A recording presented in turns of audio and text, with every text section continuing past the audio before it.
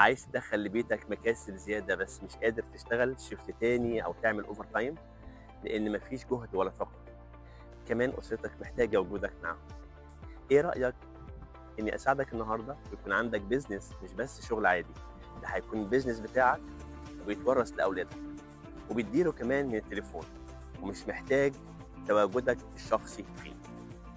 ممكن تستغل وقت فراغك تشتغل وسط أسرتك وتدير البيزنس من خلال التليفون. كل ده موجود في الأونلاين بيزنس لأنه مش بياخد وقت كتير، لأن البيزنس موديل بيشتغل عنك أغلب الشغل، لأن فيه السيستم والتدريب اللي ينجحوك. يعني ساعتين 3 في اليوم كفاية قوي، حتى لو متجزئين عادي. مش محتاج خبرة لأنك هتكتسب الخبرة التعليم والتدريب. الخبرة من مجتمع كبير فيه منتور وكوتش، كوميونيتي كبير من كل أنحاء العالم وصل 250,000 شخص. يعني مش هتكون لوحدك. بيزنس قانوني بتاخد فيه شيكات قانونية وبتعمل عليه ضرائب ال W9 فورم وال 1099، وكمان في تقاعد. ده أنسب وقت إنك تفوق فيه.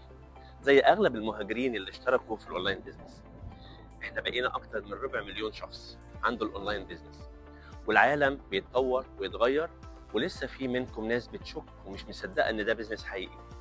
انتهز الفرصة، ما تستناش بعد ما يفوت الأوان والعمر بيجري ويكون الوقت عدى عليك سنين كتيرة في تعب ومجهود، وفي الآخر تاخد مجرد معاش بسيط بعد كل سنين الشقة اللي في الغربة. أنا في الأول كنت قلقان زيكم، بس أعطيت لنفسي وقت أدرس البيزنس وأفكر إزاي أبدأ، وقررت إن أبدأ وأتعلم وأفهم كويس. لازم تعرف إن أنت مهم لأسرتك، وأنت كمان مهمة لأولادك. اعملوا لهم حاجة تنفعهم، حاجة يشوفوكم فيها ناجحين وتطورين، وتكونوا قابلين للتطور والتغيير، مش واقفين مكاننا كده محلك سر. علشان كده لازم تاخد خطوة للتغيير، والخطوة دي أولها إنك تتواصل معايا، وأنا هحطك على أول خطوة من خطوات النجاح. ده الوقت اللي أنت تختار فيه طريق النجاح ولا طريق اللي أنت ماشي فيه دلوقتي.